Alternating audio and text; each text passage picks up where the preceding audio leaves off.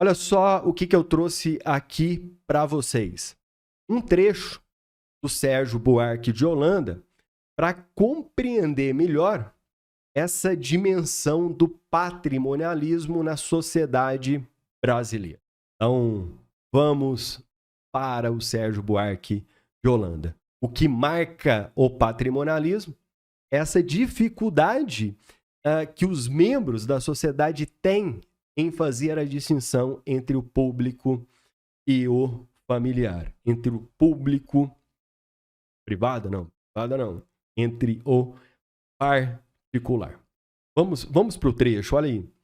No Brasil, pode-se dizer que só se excepcionalmente tivemos um sistema administrativo e um corpo de funcionários puramente dedicados a interesses objetivos fundados nesses interesses. Nossa Senhora, senhor, não entendi nada. Por isso que você não pode deixar para fazer a prova de ciências humanas pela interpretação. É só interpretar. Vai, então interpreta aí então, meu brother. Não é só interpretar, você precisa de conceitos. Olha o que ele está falando. Só excepcionalmente tivemos um sistema administrativo e um corpo de funcionários puramente dedicados a interesses objetivos. Ele está descrevendo o quê? A dominação racional legal. Ele está descrevendo a dominação burocrática, aonde o quadro administrativo é fixo. E a seleção, vamos dizer assim, dos membros que vão participar da relação é feita através de mérito. Então, olha para você ver, os poderes executivos e legislativos podem contratar cargos de confiança. Na perspectiva burocrática, cargo de confiança é cargo de especialistas. O que o brasileiro entende por confiança? O que brasileiro entende por confiança? Vou te contar uma parada aqui, ó. Aí você não conta pra ninguém. E se entendeu? Então, aqui no Brasil, só excepcionalmente, ele tá sendo gente boa, porque ele queria escrever o quê? Nunca tivemos um quadro administrativo apoiado em interesses objetivos sólidos. Vamos continuar a leitura. Ao contrário, é possível acompanhar ao longo da nossa história o predomínio constante das vontades particulares que se encontram seu ambiente próprio em cálculos fechados e poucos acessíveis a uma ordenação impessoal. Então, você precisa de um engenheiro. Qual engenheiro você vai contratar para a sua construtora? Você vai contratar um engenheiro especializado em concreto na USP ou você vai contratar um engenheiro que acabou de fazer graduação na Unipac de Araguari? Nada contra a Unipac de Araguari. Professor, o da USP. Agora, e se o da Unipac de Araguari for seu primo? Ou seu primo? E aí? Imagina, se você contrata o cara da USP, nossa, você tá fudido na sua família, meu irmão. A fofoca, né? Ela vai te excluir de todos os âmbitos da vida cotidiana. E se você não escutar nenhuma fofoca, é porque estão falando de você, se é que você me entende. Agora, se você contrata só o seu primo, nossa, você vai ter problemas, né? Porque imagina se ele esquece de calcular a corrosão de um determinado ferro, de uma ponte que vai ficar submersa ao mar. Não, sim, viajei. Imagina se ele esquece de calcular alguma coisa. Não, e aí? E aí, o que você faz? Para não ter dúvida, meu irmão, contrata os dois. Você entendeu? Uma obsessão pelos laços de amizade, né? Tô até adiantando aqui o assunto, acaba predominando na nossa dinâmica social. Vamos continuar a leitura. Cadê? Dentre esses cálculos, foi sem dúvida o da família aquele que se espremiu com mais força e desenvoltura em nossa sociedade. Para você estar saindo de casa para uma festa, qual é uma das últimas coisas que seu pai ou sua mãe vai te falar? Vai com Deus, beleza, fica com Deus também. Mas a última, qualquer coisa, me liga. Qualquer coisa, me liga. Isso nunca iria ocorrer se a família fosse protestante calvinista, né?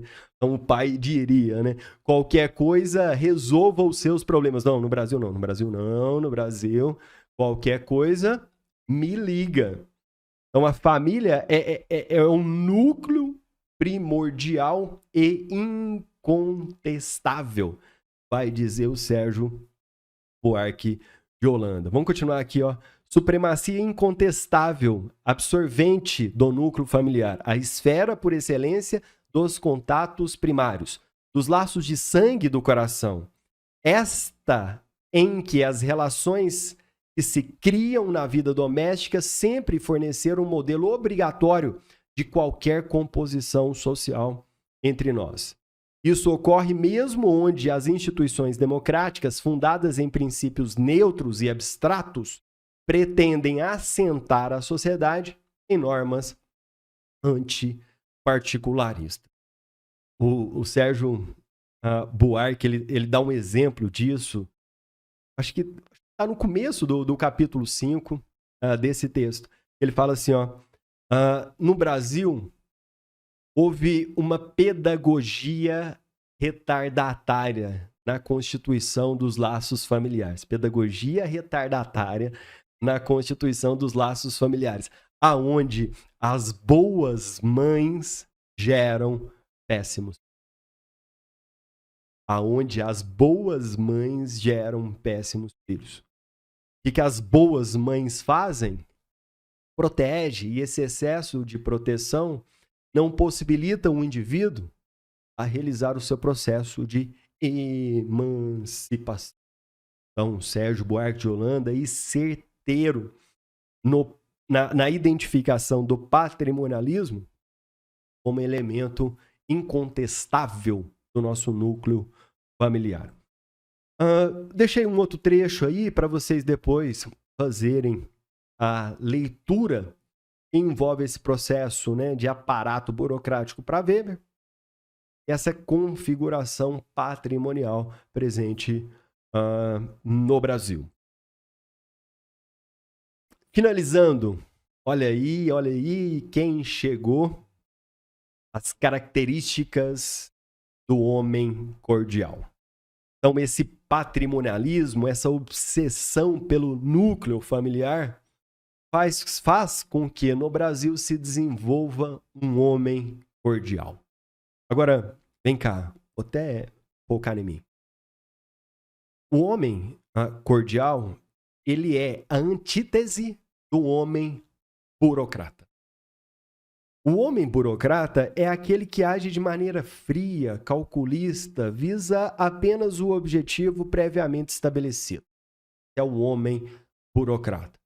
Fruto da ética protestante calvinista. Depois podemos entrar nisso, mas é a consequência. Como a ética protestante calvinista não predominou na realidade brasileira, mas sim a ética católica, aqui deu origem a um homem cordial. Cordial não é no sentido de polidez, de gentileza, de educado, de povo amistoso. Não é isso não. Até porque brasileiro, se ele não gostar de você, meu irmão, você tá fudido. Como se diz no nosso folclore, inimigo de amigo meu é inimigo. Deixa eu pensar num exemplo marcante aqui, ó. Quer ver? Festa de formatura. Não interessa qual o curso. Os alunos, né, do sexo masculino chegam lá na beca.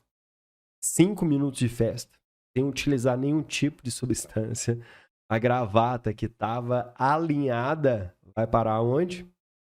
Na testa. Ele vira Rambo. Ele vira Rambo em 5 minutos de festa. As meninas que se prepararam estavam até então de salto alto, substitui o salto por uma sandália havaiana. Quando a festa é rica, né, até a própria festa lhe oferece a sandália. Se não, traz de casa. E se não, fica descalço mesmo, porque o pé vai virar o lamaçal. Faz parte do comportamento, aversão ao ritualismo, aversão às regras ou o cumprimento rigoroso dos horários. Segunda característica do homem cordial, uso frequente de diminutivo.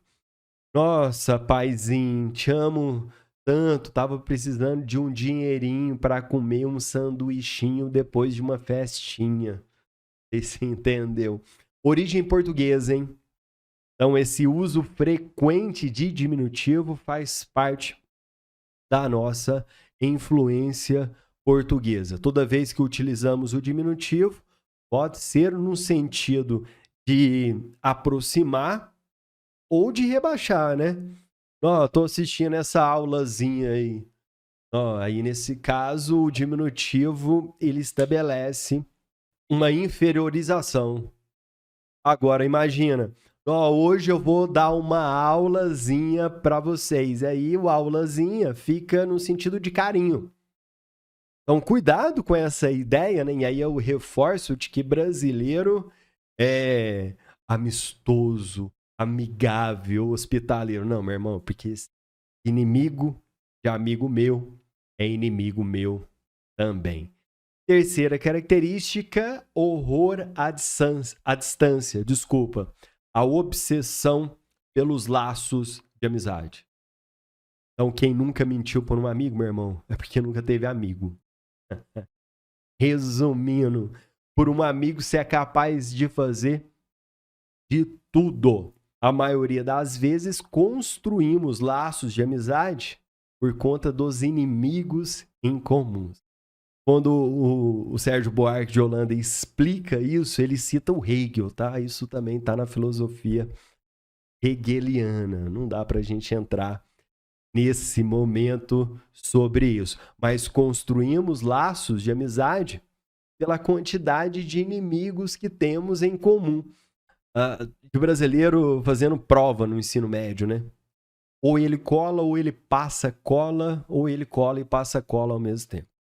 Não, professor, eu nunca colei, odeio quem cola, e se eu ver que alguém tá colando de mim, eu tampo.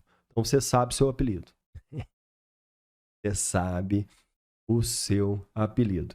E por fim, aqui a quarta característica do homem cordial, a religiosidade de superfície. O brasileiro está mais interessado na pompa do que na liturgia, do que na cerimônia. Você vai numa missa, né, na igreja católica, as pessoas agem quase que por imitação, né? Um levanta, o outro senta. E mais do que isso, a religiosidade de superfície permite com que os brasileiros estabeleça um trânsito entre as religiões de uma maneira muito intensa. Então, na terça, vai na Igreja Universal do Reino de Deus, faz o desencapetamento. Na quarta, toma um passe no centro espírita. Na quinta-feira, vai na Mãe de Santo. Na sexta-feira, vai Deus é Amor. No sábado, toma o Santo Daime. E no domingo, vai na missa da Igreja Católica. Não há problema. Isso que o Sérgio Buarque chama de religiosidade de superfície, essa fluidez presente na religião, né, do povo. Então, essas são as características do homem cordial. Como que essas características do homem cordial se aplicam nas relações políticas no Brasil? Alguns exemplos. Primeiro exemplo, clientelismo. E a gente já está chegando no final da nossa aula, é a troca de favores. O brasileiro, como ele tem horror à regra, ao formalismo, ele odeia fila, né? Ele odeia fila. Então você pode até não furar a fila, mas com toda certeza você odeia perder tempo em estar ali naquela fila. Próximo exemplo, coronelismo, né? Uma prática comum durante a Primeira República, na qual se escolhia a representatividade de acordo com o mandonismo estabelecido pelos coronéis. Muito comum no Brasil. Próximo exemplo, o patrimonialismo, né? O patrimonialismo, uma forma de dominação predominante no Brasil, aonde se pode utilizar o capital simbólico, como diria o Bourdieu, para levar vantagem nas relações sociais. Ou como bem sintetizou Roberto da Mata, você sabe com quem está falando? Então, essa tentativa de utilizar, né, o prestígio, seja religioso, político, econômico, cultural, científico ou filosófico, para levar vantagens nas relações sociais. Roberto da Mata vai dizer que essa frase, né, você sabe com quem está falando, é uma frase que corta de fora a fora as relações sociais. Então, da mesma maneira que a pessoa escuta, ela também diz para alguém. E quase chegando ao fim, o nepotismo é uma prática comum de empregar amigos ou parentes em cargos públicos. E, por fim, a corrupção. Todas as sociedades democráticas e republicanas há corrupção. Então, a corrupção é um desvio na qual os indivíduos acabam não obedecendo à norma legal. É impossível existir uma sociedade, diria Durkheim, sem crime. É impossível existir uma sociedade sem suicídio. É impossível existir uma sociedade sem corrupção. Ninguém em perfeito estado emocional é a favor da corrupção. Então, a corrupção, continuo com o Durkheim, é um fato social normal, entretanto, exige indignação. Com a corrupção, é assim que se espera. Acabar com a corrupção de uma vez por todas, isso é da esfera do milagre. Isso não funciona na política. A corrupção, vou dar um exemplo para a gente finalizar a aula, é que nem uma pia com louça suja. A vida cotidiana implica que os indivíduos sujem louças para continuar sobrevivendo. Eliminar a corrupção para sempre é como achar que uma casa onde as pessoas estão vivas nunca vai ter louça suja. Então, para as pessoas estarem vivas, elas vão ter que sujar louças, por isso se alimentaram. É a mesma coisa no caso da corrupção. Então, o máximo que você vai conseguir fazer é diminuir a quantidade de louças na pia, a ponto de evitar mosquito, barata, rato, enfim. Agora, para isso, o que você vai precisar? De uma boa bucha, de um bom detergente, de uma água corrente, ou seja, fiscalização constante. Então, é necessário o aparato burocrático estabelecer uma fiscalização dos seus funcionários para evitar a corrupção. Então, não vamos acabar com a corrupção, mas podemos, pelo menos, controlá-la, remediá-la, por fazer parte de uma dinâmica social. Então, uma boa bucha, Procuradoria-Geral da União, um bom Ministério Público, um bom sistema de investigação da Polícia Civil, da Polícia Federal, para impedir, punir e multar as pessoas que quebram a expectativa legislativa. Então, acabar com a corrupção é impossível, mas podemos limpá-la. Espero ter te ajudado nessa aula a respeito do patrimonialismo. Abraço!